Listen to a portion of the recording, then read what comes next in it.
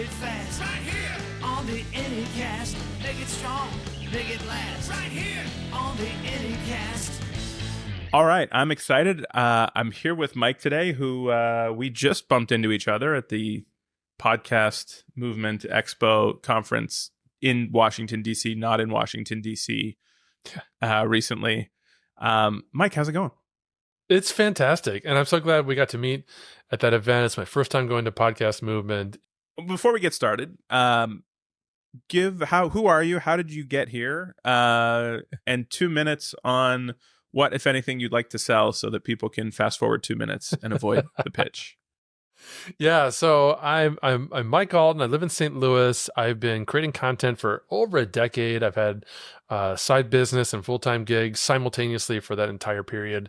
For the last 7 years, I've worked full-time for Agorapulse, their social media management tool, and it's there that I have 4 active podcasts, which is why I was at Podcast Movement to see how I could level up my podcasting. And then the social media hat's my side hustle, where I talk today about AI and marketing, and I've also got an AI podcast there, the AI and Marketing Unpacked show.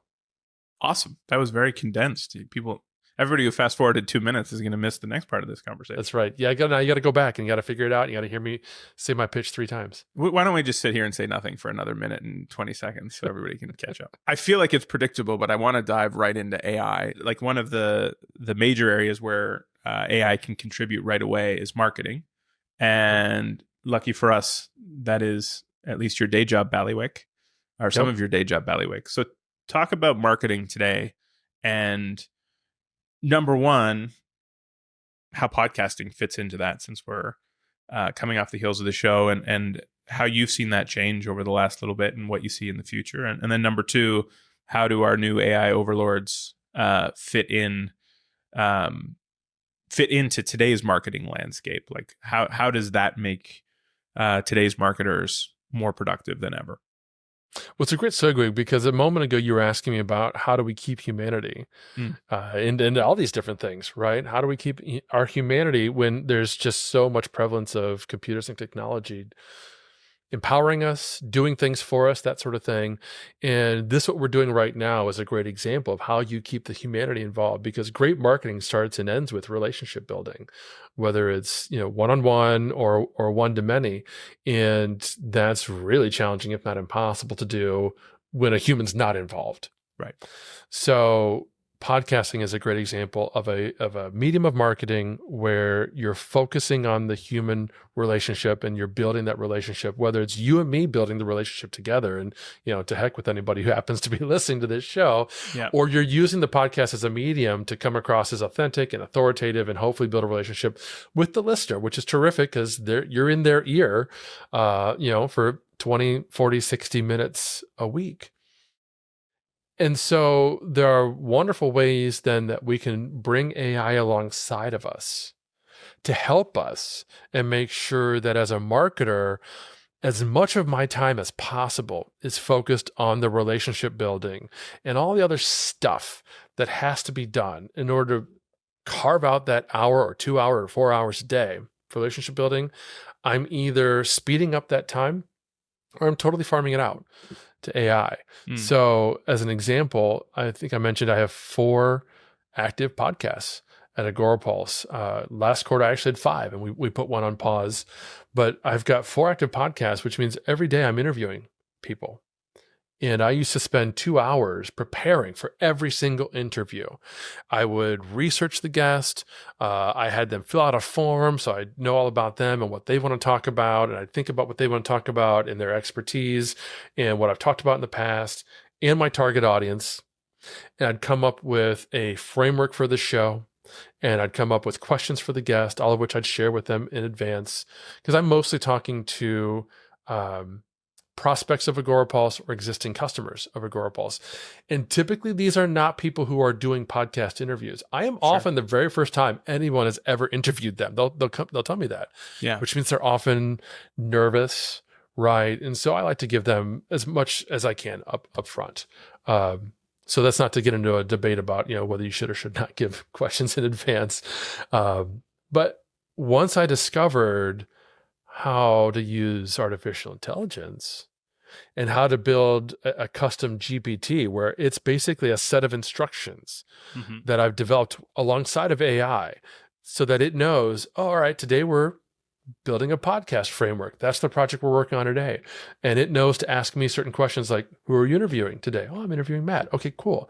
What's Matt's LinkedIn? I give it Matt's LinkedIn. Okay, great. Do you know what Matt would like to talk about? Indeed, I do. He told me on my form. Here it is. Okay, cool. Well, based on the LinkedIn, I did some Bing research on Matt, by the way. He's awesome. And on what Matt wants to talk about, here's 5 topics for your next show, for your interview with Matt. And I just pick one. And then it says, cool, here's 10 title ideas for that episode. And I pick one. Or I go back and forth. I could say, you know what, I don't like those. Let's go in a different direction, whatever. And then I pick one. And then it says, fantastic. Here's 10 questions you can ask Matt. Here's 3 takeaways you can expect from the episode. And here's a custom introduction and a bio that I have told the AI, this is how I want to introduce the episode. This is how I want to introduce the guest because I want to hype them up as much as I possibly can. Because again, I know 9 times out of 10, I'm the first time anybody's ever interviewed this individual. Yeah. I want it to be an amazing experience for them, right? And I know as an experienced interviewer, mostly like live and speaking and that sort of thing, that there's a lot that I can do in the introduction of the guest to make them feel fantastic. Yeah. A lot of it's the words that I choose to use. Some of it's the energy and the pacing and that sort of thing. And I've taught it all of that. So it helps me build that out. And so now, instead of a 2-hour process, it's 20 minutes. And I went from being able to do 1 podcast for the company to 4 podcasts where we're targeting different verticals, right? We've got a podcast for B2B, 1 for agencies, 1 for retail, and 1 for hospitality. And I'm talking to social media managers and agency owners, and I'm giving them the platform to share their story, which is terrific because then we can use that recording for all kinds of content marketing that we can get into. Yeah. But it's AI that's allowed me to scale that in a way that just as individual contributor, I would not have been able to do otherwise. Right. Or you would have been paying. So I'm hunting for the job that got lost as a result of AI there. And in that case, it would be, there isn't one. And potentially the impact is N number of more customers for Agorapulse and therefore net job growth as a result of AI, which is kind of where we're looking. The flip side would be that had you said, I am going to have 5 shows, damn it, come hell or high water, and I need budget because I need a part-time or a consultant basis production partner who's going to go research all my guests and give me a show format and that's probably the person who goes, oh, actually, never mind. Right. That's the one that went away. But it's interesting. It was an enabler though, right? Like that was the story. It was never, I'm going to go consider getting a person. So like the economics of that job probably wouldn't have worked prior versus now it's like, oh, well, now let's get our productivity up because we have AI at our disposal.